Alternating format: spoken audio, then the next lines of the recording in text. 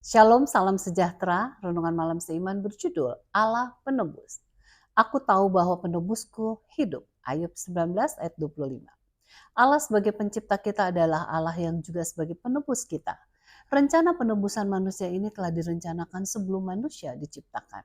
Setelah kejatuhan manusia, nubuatan kedatangan penebus telah disampaikan, Kejadian 3 ayat 15, dan benar-benar menjadi nyata pada saat Yesus disalibkan di Golgota. Sepanjang sejarah kita dapat melihat di dalam Alkitab bahwa Allah kita adalah Allah yang menjadi penebus manusia. Di dalam buku Keluaran kita dapat membaca bahwa dengan penuh keajaiban ia telah memimpin bangsa perbudakan menuju kebebasan. Tindakan penebusan besar ini menjadi latar belakang untuk seluruh perjanjian lama dan contoh dari kerinduannya untuk menjadi penebus kita. Tuhan bukanlah Allah yang memiliki pribadi yang kejam, serta jauh terpisah dan tidak tertarik kepada manusia. Menurut Alkitab, Tuhan bukanlah seperti Tuhan orang Greka yang digambarkan sebagai ataraksya atau tidak peduli atau apatis terhadap manusia. Tuhan yang digambarkan dalam Alkitab adalah suatu pribadi yang menjangkau manusia dan sangat terlibat dalam urusan kita.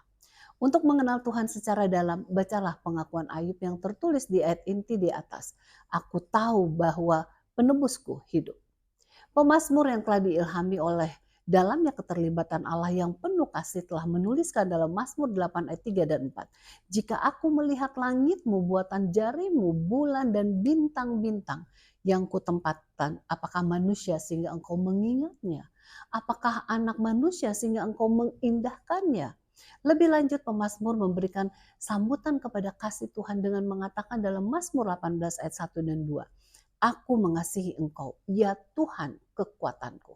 Ya Tuhan bukit-bukit batuku, kubu pertahananku dan penyelamatku, Allahku gunung batuku tempat aku berlindung, perisaiku, tanduk keselamatanku, kota bentengku. Salah satu alasan mengapa pemazmur menyebut kasih Tuhan tertulis dalam Mazmur 22 ayat 24. Sebab ia tidak memandang hina ataupun merasa jijik kesengsaraan orang yang tertindas. Dan ia tidak menyembunyikan wajahnya kepada orang itu. Dan ia mendengar ketika orang itu berteriak minta tolong kepadanya. Sesungguhnya kita bersyukur sebab Allah kita adalah Allah penebus. Ia dapat membebaskan kita dari berbagai kesulitan hidup. Apakah itu kesulitan ekonomi, kesulitan dalam pergaulan, kesulitan pekerjaan, kesulitan pendidikan, kesulitan mengatasi kelemahan pribadi, dan sebagainya. Semuanya Allah sanggup untuk memberikan kemenangan dari tantangan kehidupan kita, termasuk mengatasi dosa kita.